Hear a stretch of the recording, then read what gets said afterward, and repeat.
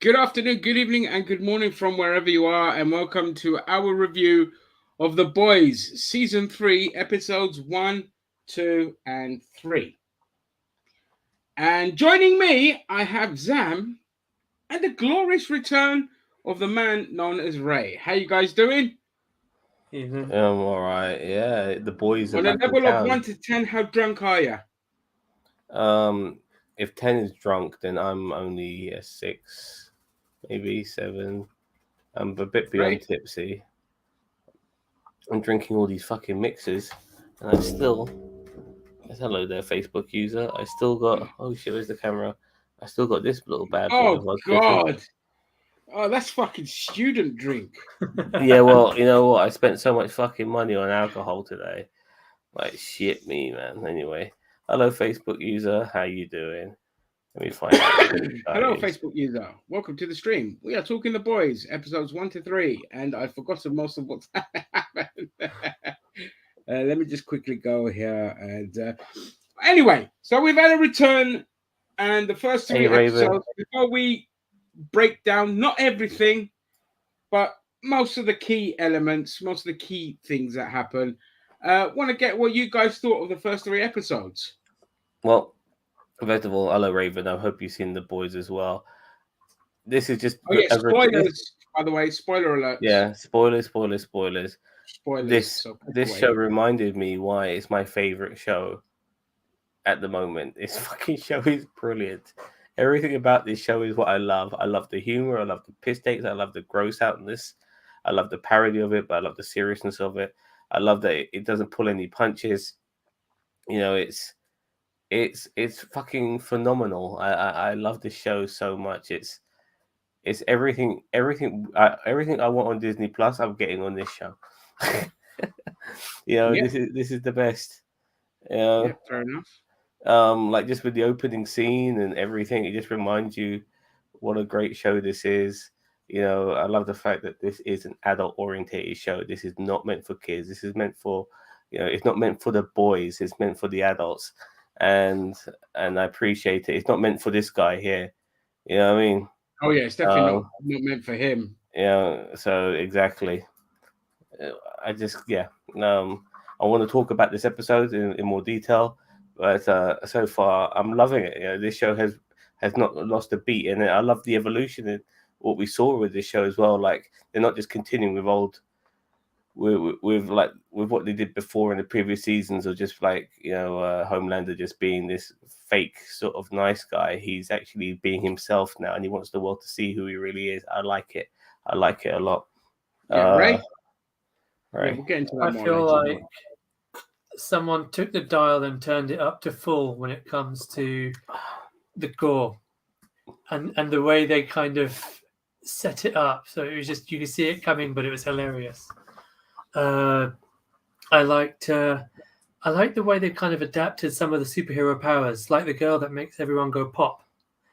They kind of showed that she has other elements. She can just take out little bits and pieces of you. I like the way they kind of did all that type of stuff as well. It was awesome. Yeah, I 100% agree with you guys. It is like I had a lot of issues with the second season, a lot of side tracking, but overall it was really good.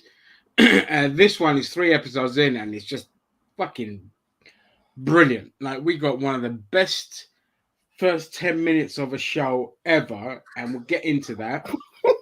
And first of all, I just want to say that Homelander, and I've said this before, is one of the greatest characters on TV at the moment, or in TV and in film. Just great character, solidly written. His descent from the hero of everything into just borderline going towards becoming a dictator is just perfectly written. You can see the Um, parallels with the world we have today. Like you can see the Trumpians and the Trumpiness in Homelander straight off, and how some of the people look at him as well in response. Because it's amazing how people take Trump so seriously, but then this show kind of shows that as well regarding Homelander, like how they like this new change in him. They like this authoritarian side in him. yeah, we'll get into He's that a stuff, yeah. Yeah. a bit later on. Yeah. But By the way, look at this simpleton here. He says Dark Franchise League of America. shut up, Jason. Raven J. Yes, Raven. Much better. This is much better. And hello Hey, Raven. again, Welcome my to the friend. stream. Yes. Right. So we start off. I'll try and remember as much as I can. My memory is just not what it used to be. But now, obviously, we know that Huey starts off. His life is really good. You know, he's in bed with his girlfriend. Well, Jen, if you don't, sorry to interrupt you so early, but we start off with a parody of Endgame with the movie of the seven. Oh, sorry. Yes. My bad. So, of course, at the end of the second season, the whole shit hit the fan because it was revealed that Thunder. What's her name again? Thunder. Thunder. The Nazi bitch. The what bitch? Stormfront. Oh, the Nazi bitch. Sorry, yeah, Stormfront. Yeah. Sorry, you're drunk. I'll let it slide. Don't worry about it. It's all good. Yeah, so enough. Obviously, at the end of the second season, you know, we had the reveal that Stormfront was a Nazi, and all hell broke loose. So of course, Vought being Vought is going to do damage control. So they got the big franchise movie that they've released, which was a nice kind of nod to the Snyder Cut, because we've got released the Rob Cut or whatever it was called. Yeah. And here we see a nice guest appearance by Charlize Theron, who I thought was actually brilliant in this. And you're just like, you know what? I'd like to actually see her play Stormfront. But yeah, you get this nice little monologue between the two, and you got like an Avengers / Justice League style showdown movie thing, which is basically damage control from Vought. And then you have like the whole press conference thing for the premiere, and everyone's just doing their thing. And I think there we get kind of first hint with Homelander getting pissed off, because as soon as Starlight kind of walks in, all the attention draws to her and her boyfriend. And you can see that kind of bubbles under their resentment because he's not the center of attention. And so we get the nice kind of press conference, and we get A-Train getting pressed for questions about when he's going to return, to when they're going to see him run again. And then we get the point of Homelander being pressured by the press, the same question about the Nazi thing, and his response being the same everywhere, kind of like when that whole Sinclair media thing leaked, and it was just like everyone was saying the same kind of thing. So it's a nice nod there. And then we just get a bunch of crap, people shagging, a piano playing. And what's the name of Thingy's character again? Huh? Frenchie? Frenchie, the other girl, and I forgot the name of the girl's character. Butcher. So we've got Butcher, Frenchie, and Kimiko. Kimiko, yeah. Yeah, we've got Butcher, Frenchie, and Kimiko tracking a termite called Termite, who's akin to basically Ant-Man. and we walk in and we see him shrunk down shagging a Barbie doll, which is hilarious as fuck. The graphics were brilliant, the way he's done it, and the way it just grows, and it's just full on cock for people to view. So let's not have any complaints. I thought that guy was Jai Courtney first. I mean, he looked a bit like Jai Courtney, and then I realized it wasn't him. But who was it? Yeah, I have no idea, because he was only in the first episode, so he was irrelevant. Yeah, so we see this guy, they're tracking him. I can't remember what his crime was or why they were tracking him, to bring him in or take him out. Anyway, he saunters off with his boyfriend. They go into a room, and one of the greatest scenes ever unfolds. Just when you think the whale could never be beat, we get Termite's lover flops his cock. Well, they do a line of coke, then he flops his cock on the table, and then Termite shrinks and goes into his cock, and it just says to the guy, "Oh yeah, this is great, amazing. Please just get to the prostate." But Termite sneezes, and he becomes large, and he explodes out the guy's cock, ripping the guy in half. And that's it. It's game over. It doesn't matter what you do after this. There's a single greatest scene ever. I mean, we got cocks in this. Like, you know, we haven't even seen a tit in this show, I don't think. And then we Yeah, we got got nothing but cock. And it's such a good, it's just so hilarious. They're just like, you know, let's just say, let's see how far we can push the envelope. And apparently there is no envelope. Dude, they built a fucking set with a giant fucking penis. So this guy I'm sure it's all just green screen and all of that. And it's CGI. But they must have made something for him to go crawl inside. Oh, but the inside is clearly, just like a flesh thing. I was like going like this. I was thinking to myself, that would feel weird. I'm sure I wouldn't like it. You know? Imagine you go up to work one day. It's like, why is there a giant penis on set? What's going on here? You just butt naked crawling into it. It's like things I do for the arts. So, what did you guys think up to that point? It was just the best. Like this, like I said, this like this the opening scene, and then the aftermath of that scene. It just reminded me why I love this show. It really did. You know, it's just the best, isn't it? Like you're not gonna get better than this from any other superhero franchise out there. They're not going to come close to this. No, the only thing that comes close to this is Diabolical and that's also the boys. Even they don't come close to this. Diabolical is the boys. Yeah, the Diabolicals are the boys, and Invincible is written by the boys. You know, so yeah. So, but still not as good as this. I mean, just the way you can push the envelope. I was dead, mate. I was dead. I mean, but I like the aftermath as well. Then you have like the fight scene between them and the super, and how the super uses its powers. You know, in this case, if you're smaller, where's he going when he attacks Frenchie? Where's he going? Oh, he's gonna go up his yeah. And Kimiko helps grab him and all of that. But I thought she was gonna, blow up in Kimiko's hand and probably destroy her hand. But no, he bites her hand, and then he tries to go inside Frenchie's mouth, and fucking Butcher catches him in a fucking bag of cocaine. It's just brilliant. It's just brilliant. And Butcher's just he's so good in this, man. I can't get enough of Butcher. Like his one-liners, his cockiness, everything. Like, how can the guy with no superpowers, even though he's been getting them in this episode, in this season, how does somebody be such a intimidating, fantastic character, just as interesting as the superhero characters themselves? It's just brilliant. I love Butcher, man. I really do. Fantastic.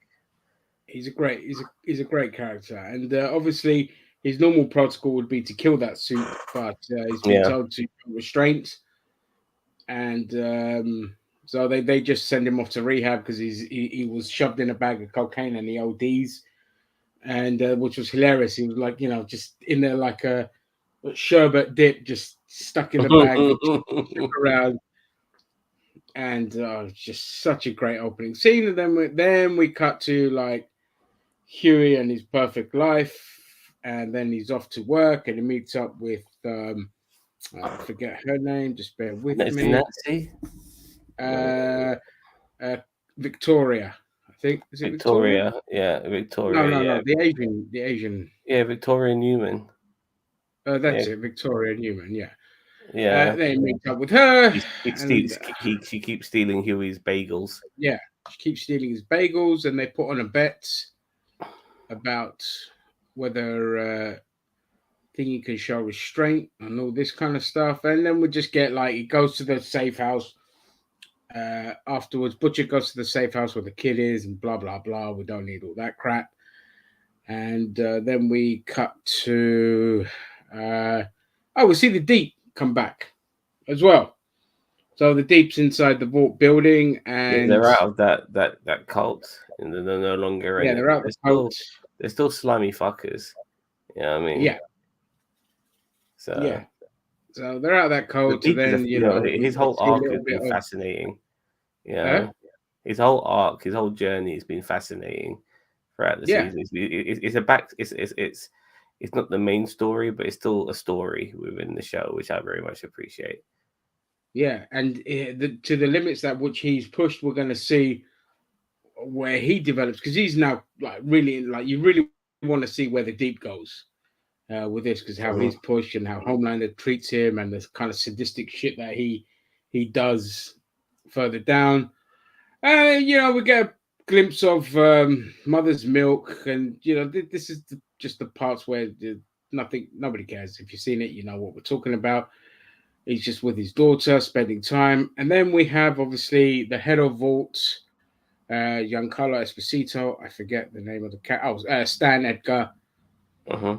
And he's talking with a politician, and the politician saying, "Look, these fucking superheroes are nothing but what was he saying? You can't really have them as soldiers, kind of thing. But they've created like this V24 source, which gives anyone superpowers for 24 hours. Yeah, and it hasn't been completely like checked yet. Like it's still being tested, which means there'll be shenanigans ahead. Of course. So obviously he's trying to sell it to the military. Then they have a back and forth about what a joke like this whole industry is, and Esposito's character's like, I just want to be like a pharmaceutical company. I don't want to be entertaining all these fucking crybabies and all this kind of shit. So you can see he's trying to work towards derailing things further down. And we just get more office crap. And like I was telling Ray, like these superheroes are basically movie stars and celebrities with superpowers. Yeah, that's all they are. Exactly yeah. They're like, it's like, because like the Fantastic Four were like kind of the first kind of heroes that were like in the spotlight all the time when they were created. They're like that, but it's more like from the capitalism point of view is we created these motherfuckers and we're gonna market the shit out of them and make our money back and all this kind of stuff. And it's just a great concept overall. And let me get to a point where Starlight is now made co-captain. So she gets promoted to co-captain, and this further drives Homelander towards insanity. What are your thoughts on everything so far, guys? Well, Homelander felt like he was being pushed out. You could see it, and it was almost getting that way to a degree, which is why I like the twist so far in this episode, because it looked like she was going to take control, Starlight, and all of that, because obviously what happened with the Nazi situation with Stormfront, Homelander is not in the best light at this particular moment. But this was a plan all by Stan, really, because I think he knows that Homelander is a bit of a loose wire, so a loose cannon. So he's just trying to put him in place, making him seem that you are expendable, which is what I think this is more of that from Stan than promoting Starlight, if you know what I mean. Yeah, it's more to control Homelander because he knows what's coming. And look, you had the whole Nazi thing, and you're getting a bit off the rails. So let's just remind you that this person is a lot more popular than you now, and is more favorable. So we know how your ego works. You're going to do your best to kind of one up her or beat her at the game. And this is where we're going. And it's all about controlling, because even after he has his moment that we'll talk about later, he still obsesses over the numbers, which you see he's not all the way free, because that's his mindset's still about public opinion. So then we get a quick interview with the Deep, blah, blah, blah. And then they're auditioning people. They're doing like a reality show to audition people to take places of the 7. And one of those people is an ex-boyfriend of Starlight. Supersonic. Yeah, he used to be in a boy band called Drummer Boy. Yeah. Which was cheesy as fuck, but I loved every minute of it. But now we get into an area where where it's like, oh god, here we go. Because of course Huey meets the guy, finds out it's his ex-boyfriend, and all the jealousy stuff.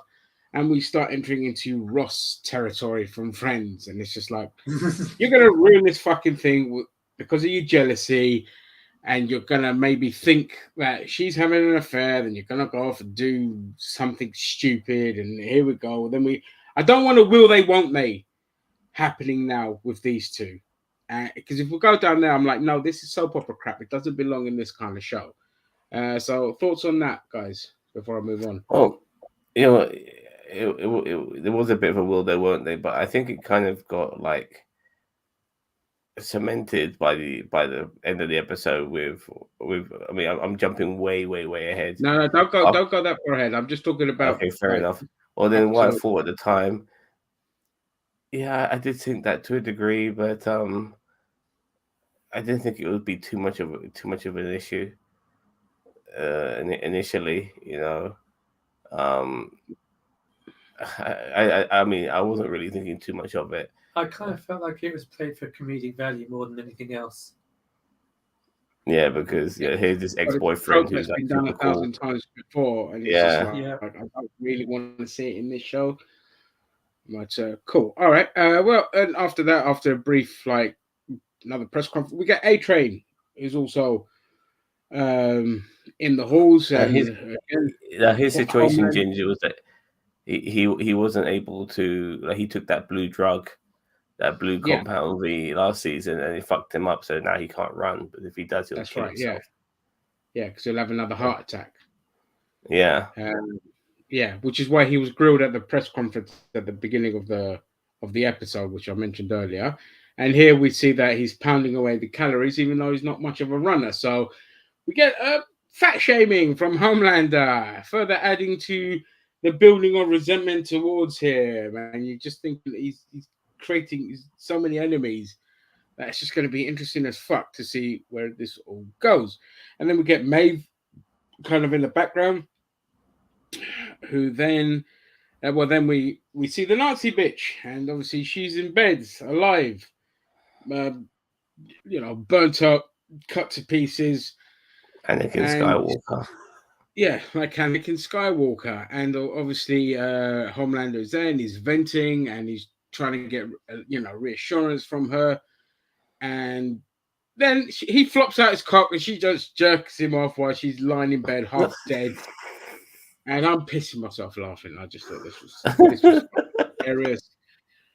And she's still insistent on the Nazi baby stuff, but he puts it very, very clear. Why do we need to create? What was it?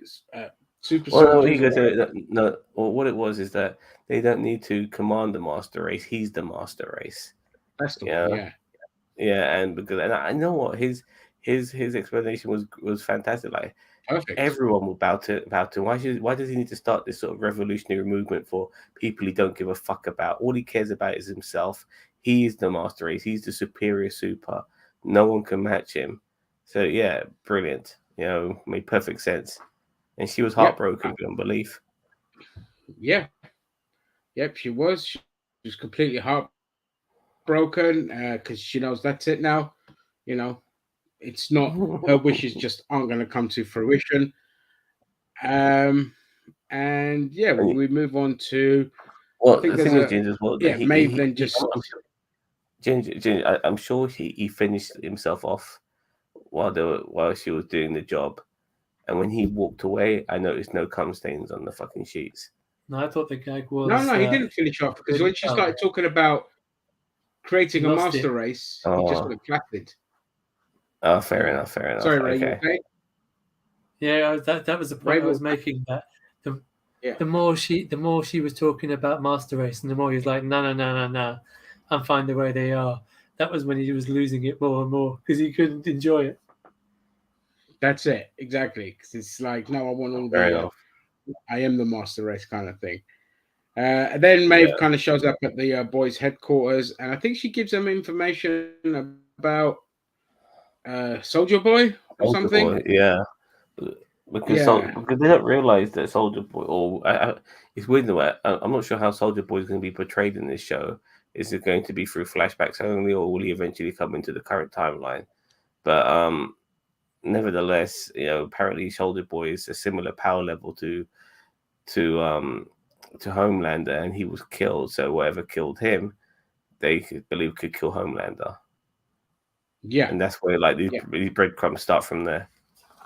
So they're set off now on a mission to get information about the weapon that killed, supposedly killed Soldier Boy.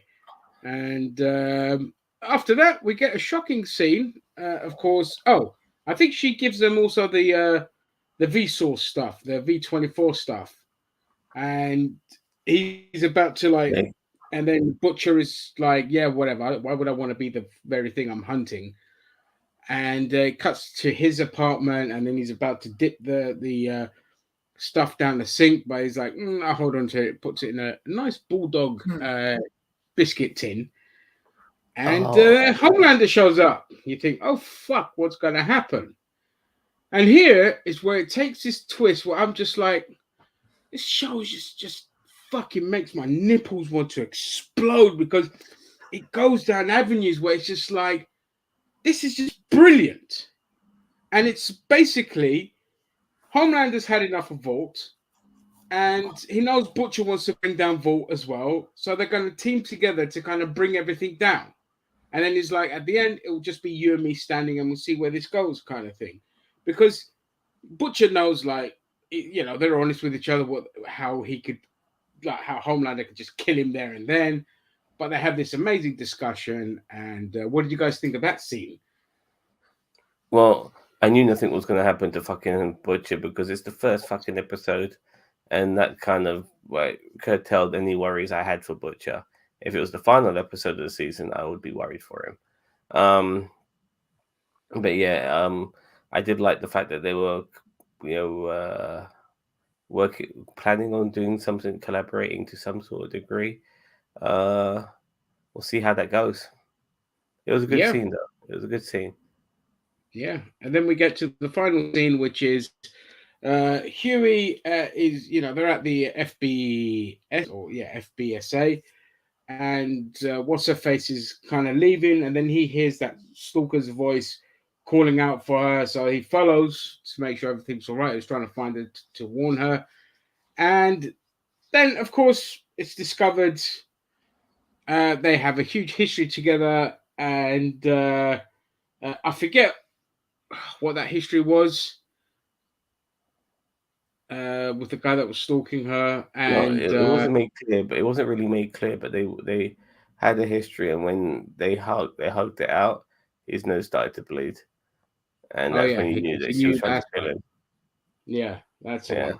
Yeah, and then they have an awesome fight, and you can see that it's not just exploding entire bodies or heads. She can focus on parts of the body to explode, and of course, Huey finds out that, holy shit, this bitch is the one that killed everyone in the courtroom, and she's been playing us this whole time. What did you guys think of that? Ray, I'll go with you. Oh, man. They didn't put any punches with that one. The fight sequence between the two of them was so simple but effective. I mean, just the body and just the bits of it exploded off, which you just like looking through him, the jaw missing, the eye gone. It was like, man, they got imaginative with that particular scene. Yeah, but the gore overall has just been awesome. Zam. Yeah, I loved it too. It was a good fight scene. What I liked about it the most is that after the first episode of this season, Huey knows, that he's working for a soup, and she's an insider. She's the insider they were concerned about in the previous. Yeah, it was her all along. So I like the fact that he already knows. So there's no more him finding out maybe on the 5th episode or some shit like that. He knows now, and he's dealing with it now. And yeah, what a great way to end episode 1. Fantastic. Yeah, I agree. And then on episode 2, and we have Butcher kind of contemplating, or I don't know if it's like he imagines himself injecting the V24 source, and then he's interrupted conveniently by a phone call, and then it's just chatting shit with the kids. We don't really care about that. And then we see Nazi bitch, who's gone completely silent here, even when Homelander goes and talks to her, trying to talk about. I think he's talking about broken. Him, and yeah. So she's completely heartbroken. So she's silent, and then we have like Huey and Starlight doing, I think he was complaining about the ex or some shit like that. I can't remember. And then we have it's obviously in this episode it's Homelander's birthday, so there's a whole like stage production thing going on, and Homelander being Homelander can't help himself, so he's gonna make like Starlight do like happy birthday with a bunch of skimpy dancers in the background and all this kind of stuff. She's like, I ain't doing that. And Giancarlo Esposito's character's like, she don't want to do it, she ain't gonna do it. Again, further adding that kind of fuel to the fire. So yeah, thoughts on the like opening bit, guys? Yeah, I like the fact that Homelander's still trying to run shit at this particular time, and Stan is basically saying no. Starlight can do it the way she wants, and yeah, that was pretty good. It was interesting seeing Homelander's dream sequence with the powers. I'm still not Homelander, but Billy Butcher's. I actually don't really feel like they needed that scene at the beginning, but fair enough. Just a little bit of filler early on, but yeah, just seeing Starlight being able to take control. It was going to come to an end eventually because, as we all know, with Homelander, he takes shit from nobody. But yeah, that was pretty cool. I mean, this episode really took the piss out of everyone. This episode really did, So there's some other scenes it really did. Yeah, and then obviously Butcher goes and visits Mother's Milk, and he gives the kid a present to distract her because he's like, hey, listen, we're going after Soldier Boy, the guy that killed your whole family, kind of thing. And he's just like, no, not interested. But then we see a cutscene of when he opens a cupboard, is like full of clippings and details about Soldier Boy. And then we have Frenchie and Kimiko at Funfair because they're trying to find I forget what she was called. I'll just call her Fireball chick. The Scarlet Witch. Yeah, we'll call her Scarlet Witch. And they sit through her kind of musical number. They meet her backstage. A fight breaks out. She runs away, and the mascot gets exploded. And the blood goes all over the kids. Splats everywhere. Kimiko obviously sees a couple of kids earlier on because of her brother. But it's just so funny. The mascot just explodes blood everywhere. And I'm like, that's not how that works. It would just go right through him and create a hole. Does nobody know how the fucking cannonball works? It doesn't explode on impact. I know it's a fireball, but it's the same shit. But still hilarious. The kids screaming, covered in blood. Oh god, that's fucking. I like the way the fact that Scarlet Witch's powers only work when their hands touch together. Like I've never known anything like that before, which was a cool little thing regarding how people's powers work. So as long as their hands don't touch together, she's useless. So that was pretty cool. Yeah, and then again we get. I've already touched on earlier about the whole happy birthday thing, but then we get A-Train, who's trying to find ways to market himself and make himself stay relevant. Because obviously he can't really run around anymore, so he comes up with a whole like African roots thing, and they're just like, "What? This is stupid." James, you forgot to mention like how Wartland was like. It was like very woke with the pride flags, and you had woke and walk and all that shit. Oh yeah, shit. Sorry, go ahead. Sorry. Like go ahead. I can't remember the name of all the stalls, but they were like very left-leaning sort of things, and it was just basically taking the piss out of that particular culture with the pride flags, and it was obviously Pride Month, so it was a perfect time to do it. The woke and walk, and what was the name of the other stall? The other stands, I can't remember, but that one stood out the most. But yeah, I can't remember. But that was absolutely hilarious. But it went straight back into later on taking the piss out of the other side as well. So I can't complain. Yeah. So we had like, the whole A-Train thing and what? Gunpowder. Yeah, he's coming up. Because we've got a scene before that where Huey's obviously decides I'm not going to wait for Starlight. So he goes off to investigate about God damn it, what's her fucking name again? Victoria. So he goes off to investigate, he goes to the orphanage. And then he gets pressed, and it's like, he downloads a bunch of information off of a hard drive. Not really how that works, because I'm sure it'll pop up on screen, hey, do you want to transfer this? And the USB won't just secretly work. But we'll get past Hollywood's use of technology. So he downloads the information.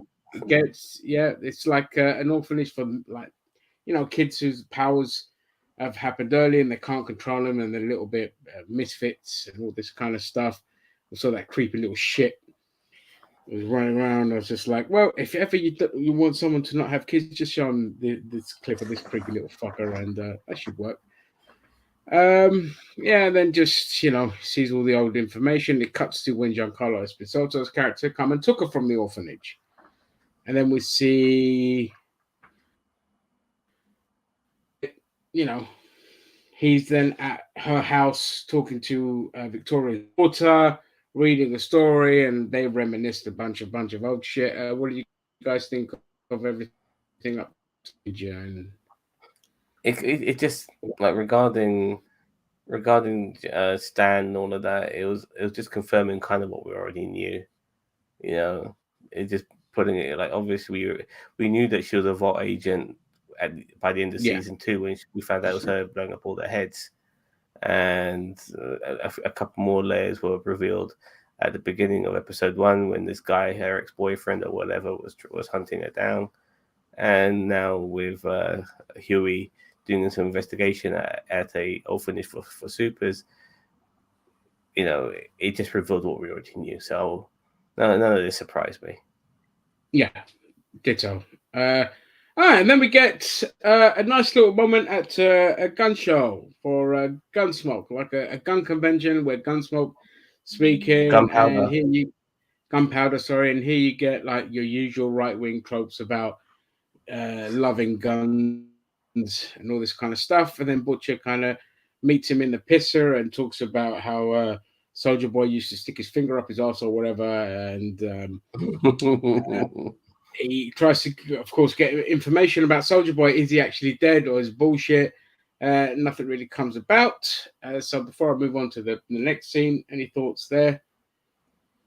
It was interesting seeing that convention, and this guy, he looked like he's running for Congress, but he's dressed up in his superhero outfit and stuff like that. And he was always kind of like a sidekick as well, which is what you kind of realize, but he's not young anymore either at the same time. And I was just curious to see how his powers work. Yes, he likes guns, but so does Deadpool. I mean, I want to see how your powers work, and we kind of got that to a degree. He's a bit like Hawkeye with guns, isn't he? It's a bit like Hawkeye, and oh god, there's another hero that does that with the guns, and I forget. And the actor that played him is young Indiana Jones. It was also in the Boondock Saints. Yeah, I forgot the name of the actor. Yeah, me too. But I just thought that was great. It was great. It was really, really good. Really good. I thought, it'd be nice to see more of him, but it was just a guest appearance, sadly, as later on he will try to kill Butcher in the car park, and they get into a gunfight, and we kind of see how Gunpowder's powers work. Again, like you said, was able just like to mark out where, how, and best way to hit its target. And it's a really, really good fight. And then we kind of find out that, Butcher's in deep shit. How's he going to get out of this? And he ends up taking the V24 source. And they get into a fight, beats the shit out of him, and he... Oh, no, hang on. Does that come later? No. He gets shot in the leg, and then he escapes. Yeah, he gets shot in the leg. How does he escape, though? I missed that. He shoots the cars and creates distraction with all the alarms kind of going off, and then he runs off. And then he gets in, he sees like the blood trail. So he follows the trail, and then he finds him. I think. Oh no, that's it. He just gets away, isn't it? It's later on where they get into that other fight. Yeah. Yeah. He comes back to see him, and he's totally like cool. Yeah. So he gets away by creating a distraction with the guns and all this, and then we get a moment where there's a jumper on the roof, and we get just one of the most amazing fucking moments.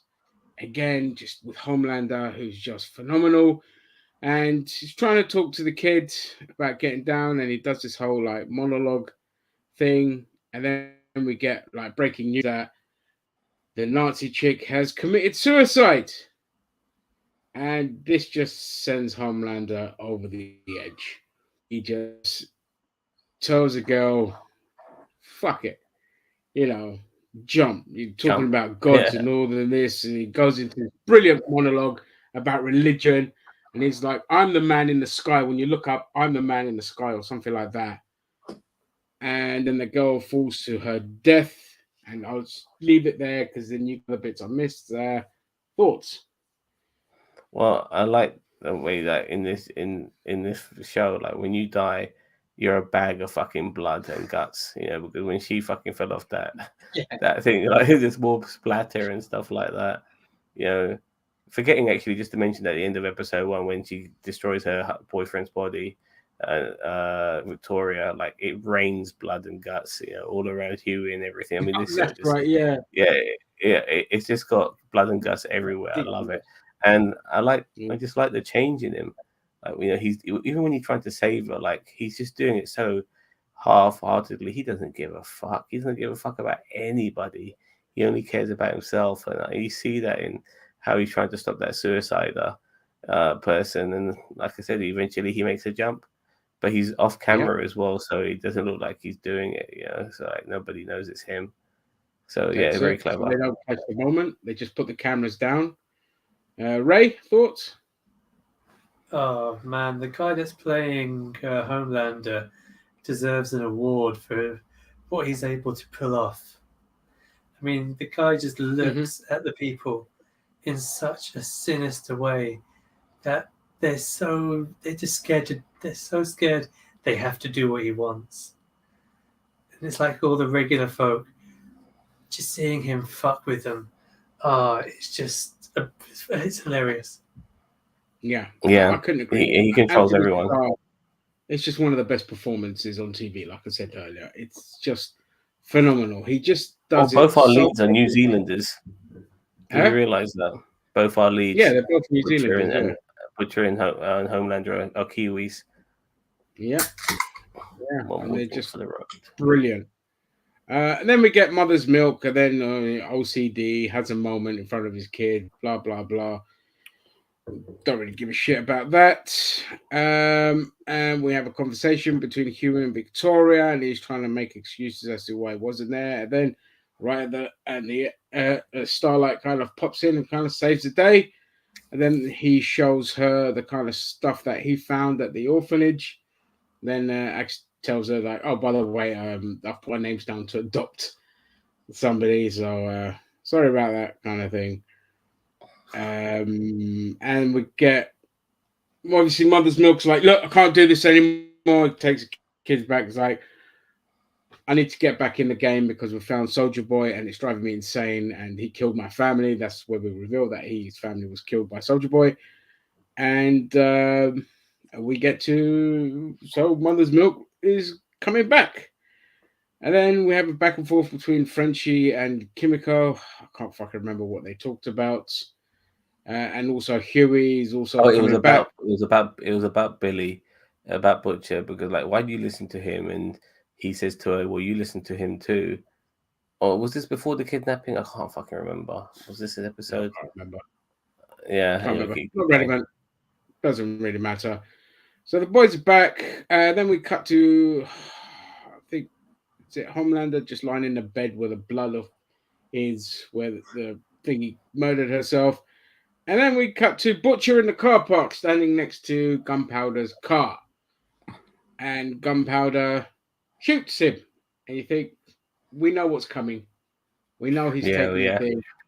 Yeah, he's just lucky that it happens to make him bulletproof. Like, how the fuck are you meant to know? Unless it just makes you like Homelander. For 24 hours. So we get into a fantastic little fight. He beats the shit out of him, and then he loses control, gets laser eyes and cuts his fucking head off, shoots lasers everywhere. Fucking yeah, that was a great scene. Thoughts on that, guys? Well, it's amazing this actor is actually young Indiana Jones. I knew I saw him somewhere and I couldn't picture it, but I'm glad you mentioned that. This is Sean something Patrick Flannery. That's his fucking name. yeah. You know, he's Sean Patrick Flannery. like this is something. This is like Billy Butcher does this at least once a season. He murders, he kills a super. So this was the one he did this time round. So and he tends to kill. He likes to kill former child actors as well. So, It's fetish. Don't kink shame him. Yeah, so that's what he does, and so it was I like the scene. I like the action in it. I knew he would come back and stuff like that. It was good. It was good and it was fun. And Ray, I want more. Sorry, sir. Ray. I don't even remember the scene. He lasers fucking. Oh the car splits and everything. Oh man, no. Seeing Butch and his powers just kind of come together. I thought, it's kind of like a tester. Maybe like next time he uses it, something's going to go fucking up. Who knows? Yeah. Yep. So then we get to obviously the greatest moment, and we have the whole birthday shebang-a-bang. A-Tray comes out in the weird, his suit's more like Africanized now and all this kind of stuff. And we get the fantastic monologue by Homelander, where he just comes out and basically declares himself as a god kind of thing, and just like I can't remember exactly what he monologued, but it was excellent. Zam, I don't know if you guys remember. If you want to take it from here. Basically, it was a bit of damage control by Starlight, and obviously because of his association, Homelander's association with Stormfront, he's still not looked favorably while Starlight is. And then he was supposed to pay $10 million in damages or some shit like that, and he didn't. Oh, that's it. And that's when he said, "Fuck this! I'm going to go do it my way." He had his Donald Trump moment. That's it. That's right. Yeah. Then he monologues about everything. Yeah, we just have this fantastic moment. And that's the end of the episode. Then on to episode 3, we get a quick flashback with Starlight and how she kind of controls the pain by squeezing on the back of her hand. And then we cut to butt naked Homelander rewatching his speech, and then little by little he keeps rewinding back to a certain thing where I think it's persecuted or something like that. Well, basically he's like the victim and all that, like a standard narcissist. And then his assistant comes in. I forget her name. Ashley comes in and she's obviously screaming about his numbers. And Homelander gets erect by this, much to the shock of Ashley, but he's like, no, it's nothing to do with you, obviously, So he thought, at this point, oh, I fucked everything up. But in reality, we get the Trump moment where people just love him telling the truth. And he's more honest. And, the kind of, you can see it, like the kind of Rust Belt kind of like, love him now, and his version of the truth, and basically he's expressing himself, but his version. But he's basically the people who find him appealing don't realize like how fucking dangerous this guy is at the same time. They just like what's coming out of his mouth. He's finally actually becoming in a way what they always want him to be, but they don't realize how bad that is at the same time. Yeah, agreed. And then we cut to the boys. Obviously, Billy was having a bit of a withdrawal symptoms from taking the stuff, and we see obviously a reunion. Would you say withdrawal symptoms, or would you say like? Sorry. Would you say withdrawal symptoms, or more like aftermath symptoms? Oh, the aftermath, whatever. Like side effects. Side effects withdrawals. Mm-hmm. Yeah, the hangover. Yeah.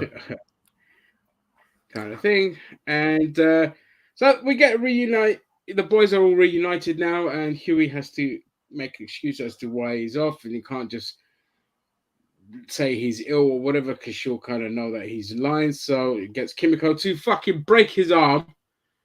Onto That's like, yeah, that's the logical thing. Just break my arm, so he can kind of take time off work, and they can go off investigating to find out about Soldier Boy.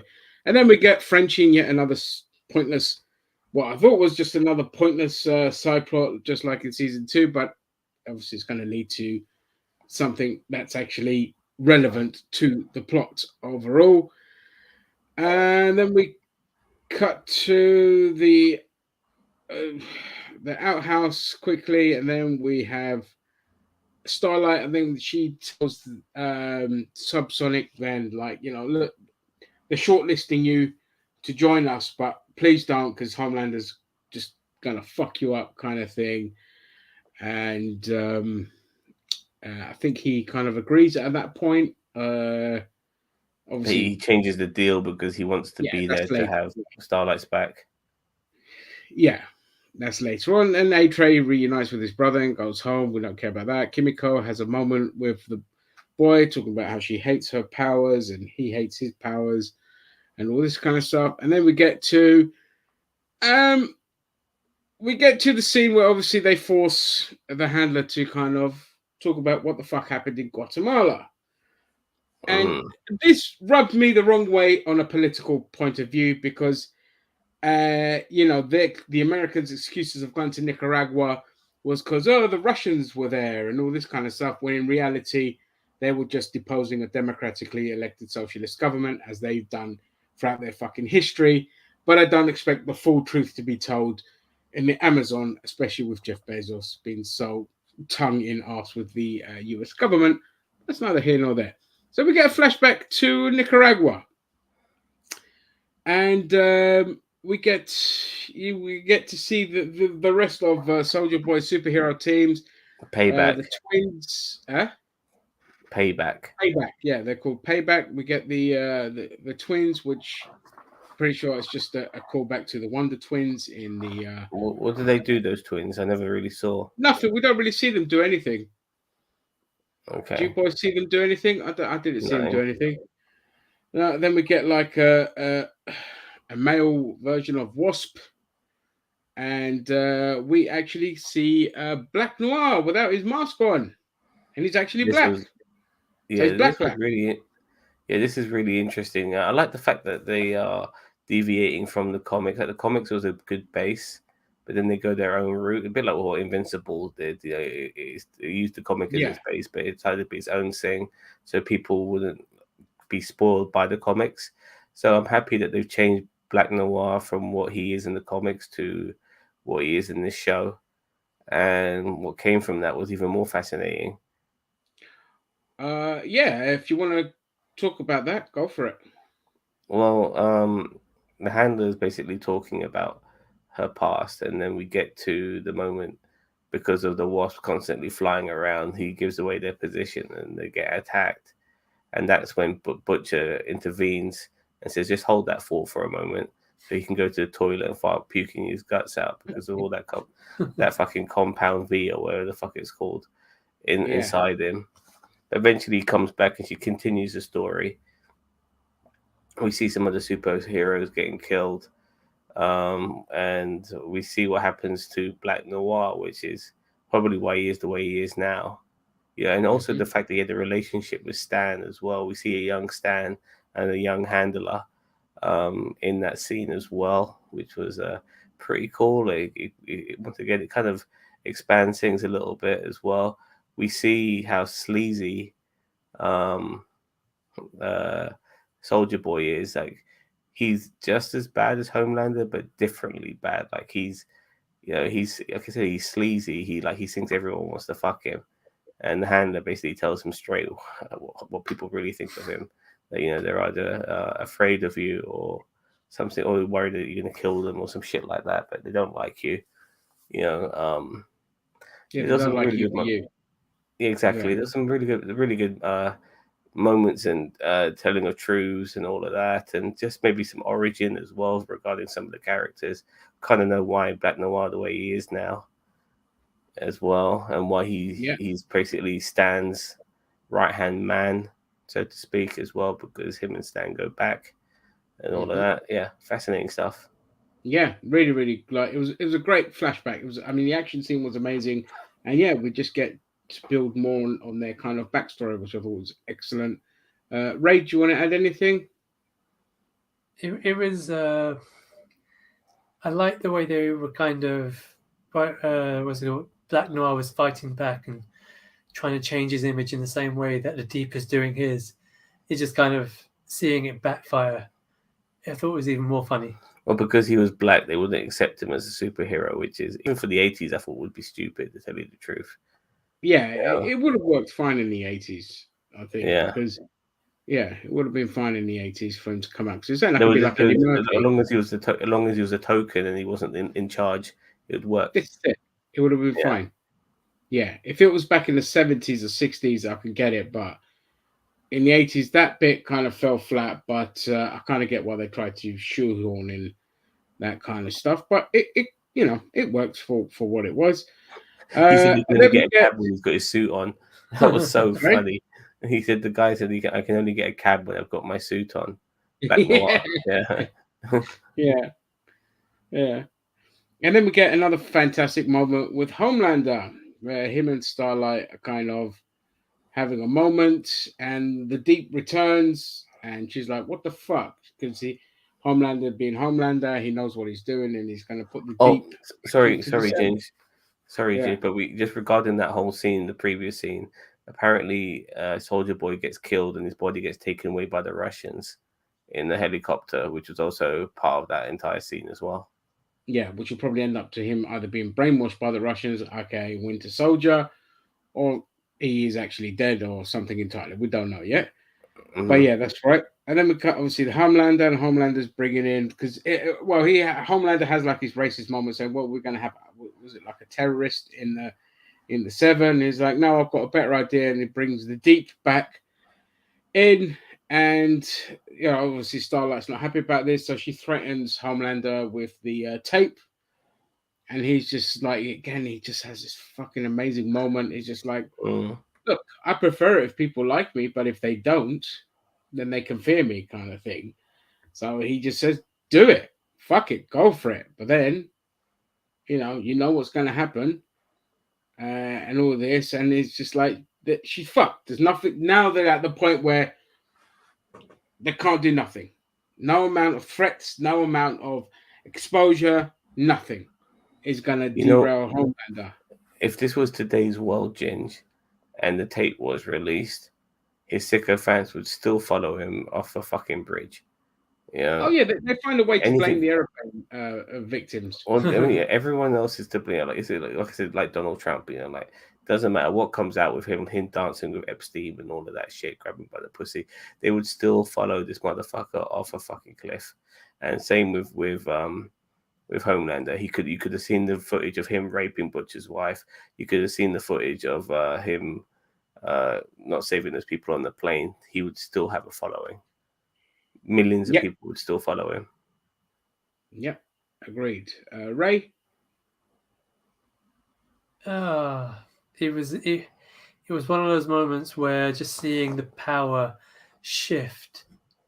I thought the guy playing Homelander just kind of, it was so brash about it, and I enjoyed just seeing him like, well, as Am said, I'd rather like me, but if they're gonna fear me, oh boy, will I make them fucking fear me.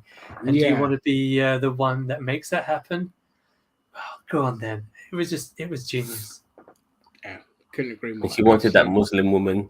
She wanted that British Muslim, to be part of the team and stuff. And this is America. We don't have Muslims on the team. And then obviously the Deep is happy because he's going back into 7. So him and his Mrs. Shag. But obviously he's not really into humans. So we get a moment with his octopus kind of sticking up against the glass, and they're having a moment communicating about what he's going to do with all his hands and tentacles and all this kind of stuff. And then he nuts really quickly in her, and he's done. Hilarious moment. And then we cut to, I think it's like Huey and Starlight having a conversation about something. I can't remember what. Do you guys remember?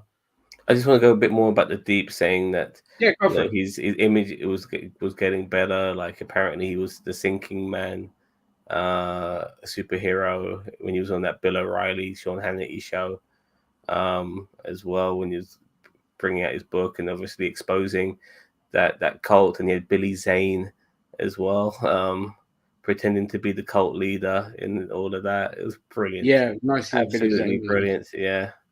Beyond the Dolphin, I think it was called, or something like Beyond that. the Valley of the Dolphin or some shit like that. Fucking stupid names. Yeah. Yeah. So yeah, we get a moment. Regarding Huey and Starlight, Yeah. like this is where like Huey tells Starlight, look, we tried it my way, we tried it the right way, we tried it the legal way. It's not going to work. They've got their fingers in many pies. They are the government and everything else. It's never going to work. We have to do it Butcher's way. And by the way, Butcher's way, when Butcher was told initially, that Victoria was part of Vought, he saw Butcher put down his phone, and that basically gave him credence to kill Gunpowder the way he did, because there's no more bringing people in, got to kill them. That was his plan. That's true, yeah. But then obviously Starlight, back to the conversation between Hugh and Starlight. Starlight realizes that she has to stay on board. She understands now, like she has to. She was planning to leave there and then, but no, Huey demands that she stays because they need to break down this power structure from within. So she stays. Yep. And then we just get A-Train, whatever, nobody cared. Then we cut to Frenchie, who gets basically on A-Train. He just comes across as that, but that selfish bastard. But he did admit that he's a Michael Jordan, not a Malcolm X, which was a really good way of explaining it. Like he doesn't give a fuck about people. Like, he just wants to make his money. He wants to be popular, and he wants people to like him. And all of that shit, and he's not there to change neighborhoods and stuff like that. He, or stop petty crime. He don't give a fuck about any of that. Yeah, he doesn't care. It's just like the rest of the 70s. But do you think he will care? Because I don't want that to happen either. You know what I mean? I don't want a redemption story for him. I want him to have a moment where he just runs, has a heart attack, and dies. Because I just, we've done what we can with A-Train. I kind of like what an arsehole he is as well. I like that he's an arsehole. Especially like the second season, he was like a fucking prick, and it was. I like that kind of aspect of it. So yeah, then Frenchie gets abducted by a group of Russians, and we cut to Butcher. What was all that about? With the Russians? Well, we'll talk about that later on because it cuts. Okay. It then goes to like Butcher, and then they obviously carry. We already discussed about the carrying on of the flashback scene, and then Butcher's like has a fallout with the handler, and he just to kind of break ties with the kid for his own safety, he kind of has an argument with him, and then they go off. If you guys want to elaborate on that, because again my memory ain't great. I'm trying to remember exactly how it ended with the kid, but it was very parental sort of saying, like he knew he had to leave the kid for his own sake and for the kid's sake. He had to keep his distance from him. At the same time, when the kid tried to stop Butcher, he was unhappy with Butcher's response, and then it's like, I hate you, just thought like all kids would say to their parents. Yeah, because Butcher was like, you think I like looking at the person that killed my wife or whatever, so it gives him that real like hard moment just to make sure the kid hates him enough to kind of move on. And then obviously we cut to Frenchie having a chat with the missus, who's also he's eating out apparently because they're trying to find is it his wife or his ex-wife who stole a bunch of drugs. Yeah, she stole a bunch of drugs. That was the girl he gave the passports to, wasn't it, earlier on? Yeah, the one he gave the passports to earlier on. Yeah. And all of that. So yeah, they have their moment, and he's just like, I work with the government and all this kind of shit, and then the little back and forth, blah blah blah. And then we get to the Deep being welcomed back to the Seven, and they have a buffet. The dinner scene, sadistic fucking buffet. And I mean, how can you not love Homelander anymore? Just when you think, what a cunt, he just goes and does the ultimate cunt fucking move. And there's some quality So they have the seafood buffet. there as Obviously, well. it's a seafood buffet, and the Deep just is like, I don't like this. I don't fucking eat this kind of stuff. And he's just like, oh, well, you like this. This is a chef special. And then it's revealed it's the octopus, like his friend. He's just like, this is my friend. He's talking to me. He's pleading for me. Don't kill me. I've got kids and all this kind of stuff. But, Homelander's so fucked that it's even his own wife texts him, just eat the fucking octopus. That octopus wasn't even dead. You know what I mean? It was like it wasn't still dead. wiggling. No, and then he's just made to eat it alive, and then he bites into it, and the ink squirts out. Yeah. Comes out of its mouth, and it was just a horrible fucking moment, but brilliant. Like, just brilliant. The sadism, and his wife just saying, look, just don't be such a fucking pussy. Your job, we're making sure you get back in the 7. That's your fucking job, kind of thing. And it's just like, I can't wait to see where they go with the Deep, because the more they kind of degrade him, the more it's just like, this guy's probably gonna get the whole fucking ocean and create a tidal wave or some shit at this rate. So what are your guys' thoughts on that scene? It was brilliant. I mean, I saw the seafood before the Deep did, and I knew he would fuck him over. And it seems with the Deep, there's always something to do with oceanic creatures that makes him upset. Them dying on him or whatever. And I think in the past we've had him have whales and shit like that fucked over, exploded into a whale. Yeah, and the dolphins flying out the window of a car and all of that. But so I think this is like a different take on those sort of scenes, but this time it's just as simple as this is more like a Hannibal Lecter kind of scene. Yeah. It reminded me of Hannibal Lecter. Yeah, he gets one of those a season by the looks of things, and I think this is his version. This is this version of it, with that, and it was funny, but it was a little bit CGI.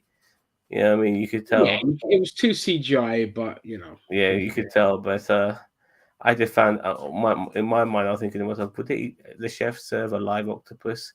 Is that an actual dish? Maybe. Well, you first said it's a Korean delicacy, but it's not really, because when the Koreans, they kind of put, if you put anything acidic on something like an octopus, the electrolytes in there causes the muscles to tense up and it looks like it's alive, kind of thing. So it's a kind of play on that, but the octopus is not dead at all when they alive. Sorry, when they serve it. He's eating it alive and stuff, and like he says, it's like praying for it and stuff like that. Yeah, it's fucked. It's fucked, but he's doing it, but he wants to be back in the 7. So. That's it. Ray? Oh, it was Homelander at his absolute sadistic best, just doing the most amazing power play, and everyone around him just kind of like, yeah, sure, you go. Yeah, agreed. It was just great. And then we cut to Frenchie, who's kind of back, and they're like wondering, what the hell happened, and he just says that I was kidnapped by the Russians, blah blah blah, and then Butcher's like, fucking brilliant. Well, you're gonna contact them. He's like, what? He's like, yeah, you're gonna contact them because they're going to Russia. So this is where one of those side plots actually leads to something good for a change. So in the end, they're going to use them to kind of get to Russia to go find Soldier Boy. And then we have the moment where they're introducing Supersonic and the Deep into the 7. Of course, there's a plot twist because the other 2 girls are there as well, and they think one of them's going to get the position, but it switches to obviously the Deep gets a position, so they just tell the other 2 girls, all right, off you fuck. And we get yet another, just when you think Homelander just can't sink low enough, we get another bit where he reveals on air that he and Starlight are in a relationship. #Homelights. And they kiss. She goes all the way and just kisses, and they're just really going into it, and it's just like, this is just fucking brilliant. What a great cliffhanger to finish off the first 3 episodes. Guys, your thoughts? Well, I would it did make me think by the end of this episode, as we only have an 8-episode season, and we've been given the delicious first 3 episodes, we are going to be reaching the halfway stage next week, and it would be nice to see Soldier Boy fully on our screens now, properly, not just in flashbacks. If that's how it's going to be, they don't realize that they're going to release him when they go to Russia. They're looking for whatever it is that will kill Homelander. But I think in turn that will be the release of Soldier Boy at the same time. Accidentally. Yeah, more than likely. Yeah. So, but yeah, with the twist at the end regarding Homelander saying that Starlight's her girlfriend and they've been in a relationship, that's going to be interesting too, regarding how people see Starlight and Huey and stuff like that. They're going to have to probably be more separated so they don't give up the game and stuff. But I like the way Starlight went with it and decided, I have to pretend that this is the right thing. So she kisses him, and obviously she does her coping mechanism at the end with her hand. And yeah, what a way to end it. Fantastic. Yeah, great. Another fantastic episode. Yeah. I feel like the way they've ended this 3 episodes, just seeing Homelander getting destroyed by everybody in the first episode, and then him questioning himself and kind of reasserting himself in the second one, and now here at the end, it's just Homelander all throughout this episode reasserting his dominance on everyone that he lost track with. And I just thought, oh, you really nailed it. It was just a nice little way to say, right, this is just how bad this man really is. Yeah. I loved it for that. Yeah, it was brilliant. It was a fantastic, all 3 episodes were absolutely brilliant. Already off to a fantastic start, way better than season 2. And I just, fuck this, man. I can't wait till next Friday. Whereas with Kenobi, I'm already like, I don't give a shit, to be perfectly honest. But when it comes to the boys, I'm like, bring on next Friday. I can't fucking wait anymore. It's where you kind of love the fact that they didn't drop all the episodes, but you kind of hate it because you want to binge it. But it's just like, it gives you at least something to look forward to, and not just the empty void after what will probably be an amazing season. So yeah, that's it. I don't know if you guys want to add anything else before we end the stream. I want to say that it's a shame that, I wouldn't want every superhero show to be like The Boys, but at the same time, like, the level of gore and stuff like that, and swearing and just the adult themes, it would be nice maybe with some more familiar IPs to take what The Boys is doing. I think how The Boys is so successful is that it's not using people we know, but it's using people who are like people we know, and putting that spin on it and stuff like that. It'll be interesting to see what role Soldier Boy does play, because he's not a nice person either, but he'll probably be the antagonist to Homelander, which will be interesting to see how that pans out. We've already established regarding Soldier Boy that he's a pedophile. So he's not. Yeah, so he's not a good character, and neither is Homelander. So it's gonna be interesting to see what happens there. Maybe they'll join forces. Who knows? But it's gonna be. I can't wait. Kimiko, by the way, she's totally different now. Like, she's like a gentle soul, like very innocent, very childlike to a degree. She's totally different. That's going to build to a moment where it's going to explode. Maybe. She's had her issues with her brother in the previous season and stuff like that. Did her brother die in the previous season, or did he just go away? I can't remember. I think she ended up killing him or setting him up for death, I believe. Something like that, yeah. Because his brother went over the edge. And I think they wanted to kill the boys and stuff like that. And she didn't want that to happen because they're superhero killers and they're superheroes, or they're soups. Yeah. So they were worried that they were going to get double crossed by the boys and stuff. But yeah, Kimiko seems to be a lot different this time around. And Queen Maeve, as Ray mentioned before, seems to be taking a backseat this season. Not much of her, if any at all. She's had no screen time. Yeah. Other than like maybe nothing, just like 2 minutes. Literally 2 minutes. That. Yeah. A-Train needs to that situation needs to resolve soon, in my opinion. That I want him either to die from running, or he's able to run again, because like him just fucking around and not running at all can only go for so long. Yeah, exactly. You can't just have a depowered person or person that can't use his powers just kind of squawking along just because he was in the previous 2 seasons. You need to resolve him and bring Maeve back in, because Maeve is one of the stronger characters that they have as well. So I'm sure she'll play a more prominent role later. Maybe Hey just guys, get I see the something A Train thing a bit differently. Sorry? I see the A Train thing a little bit differently, in a sense that we're getting a chance to see a Soup who's lost his powers having to come to terms with that shit. And I think none of the other characters get to go through that. I don't. I like it for that. I'm not sure. I don't want a redemption arc for it, for some of these guys. I'm not talking about redemption. Yeah. I just mean we're seeing a Soup who has this ability to run faster than light, or whatever it is, fast enough to vaporize a woman in the beginning of the very first episode, and now he's kind of useless. I like seeing that type of story. He's gonna do what many people say is, if he can't make it, fake it. And that's what he's gonna do. Like, even if he knows what it's like to be a superhero, he can't envision any other life but being a superhero. And if he has to pretend to be one, he'll do that. Like that's. But he wants the adulation, and all of that. So yeah, that's why I think he's gonna go with him. Regarding the Deep, it's gonna be interesting to see how that pans out. It's just all of these characters, but I think at the end of the season, it's gonna be Stan and Homelander are gonna butt heads, and one of them has to go. Yeah. And maybe Soldier Boy takes over from Homelander. Eventually, is a new bad. We'll see. Yeah. Yeah. So I just feel. Yeah. I think.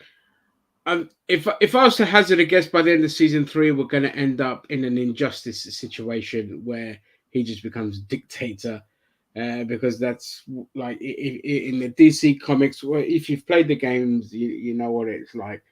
But in the Injustice comics, after the Joker tricks Superman into killing Lois Lane, he goes fucking apeshit, and he basically just becomes a dictator. And it's one of those, you're either with me, against me kind of thing. I think we're going to get a play on that in season 4,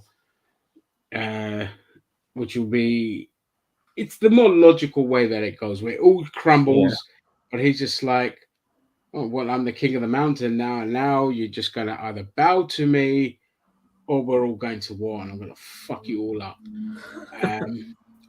Surprising twist, they end up killing him off at the end of it, but that would be a huge, huge mistake. Because I don't know how many more seasons they're going to do with the boys, but I don't want it to end anytime soon. I don't want the boys to end it either, but eventually someone like Homelander either needs to win totally or dies. And that's what I want. I want but that needs to happen eventually, because they can't keep prolonging it. Like eventually they have to either kill him off or he wins it all. And I think it'll be better off to kill him off, and we have a new antagonist in Soldier Boy. No, that's too soon. That's too soon, and it's too predictable. Whereas if we take the Injustice route, it's great, because if he decimates everything, then you're just like, everyone kind of has to pick themselves up and find a way where you'll eventually get to the point where he dies. I would like that too, because every season needs to be a bit different to the previous, and I like the fact that this time around he's no longer playing a puppet. I like that a lot. Yeah. So we'll see. Yeah, because there's the risk that it could have all just stagnated and we're still kind of towing the line and going off on these weird tangents. But the fact that they've just said, no, we're going all out with Homelander. It's a great decision. And I want to come back on your point about, I know you say you don't want things to be like The Boys, but this and that, and other superhero shows. What I want other superhero shows to take notes from The Boys. Forget the gore. Like, the gore's a bonus, okay? If you take out the gore, it's still a fucking brilliant show. And the key element is how the characters play off of each other, the writing in general, and the fact that they seem to have almost everyone mapped out exactly what they're going to do. We don't get random offshoots of nothingness and stupid shit like we've had in so many of the MCU TV shows where it's just a lot of filler and nothing, and it's just like, what's the fucking point of this?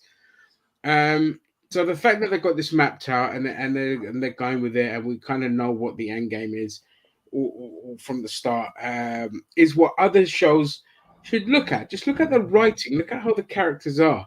Don't be afraid to take risks. Don't play it too safe, you know. And that's what I like to see other shows do. You don't have to be like The Boys, but lessons to be learned is about good writing and character development. Yeah, for sure. I totally agree. So, do you guys have anything else to add, or just roll on episode 4? I can't wait. This is the best show on the internet. It has been the best show on the internet, and no superhero show, nothing comes close to The Boys. Nothing. Okay, great. Ray? I've enjoyed it, and I may actually go back and have to rewatch a few things just to see it again properly. A bit more sober. Yes. Yeah, cool. All right, guys. Well, that's it. I want to thank everyone who joined us, if they did join us. And it was a long one, but we did have to cover 3 episodes. And we did kind of have to do a play-by-play because it was quite important. Although skipped over a lot of the melodramatic crap that was irrelevant. But thank you all for joining us. Obviously, keeping up with the exam. Have you guys got anything in the pipeline for tomorrow or Sunday? We might be recording and doing some fan films tomorrow, but keep an eye on YouTube. There's always stuff churning out. But from next week, obviously, we'll be doing obviously Obi-Wan, Strange New Worlds, Orville, The Boys, and Ms. Marvel, baby. Oh, Lord. Yeah, that's starting next week as well. Jesus Christ. Right. Okay, that's it. Thank you all for joining us, and see you later. Ciao for now. See you later.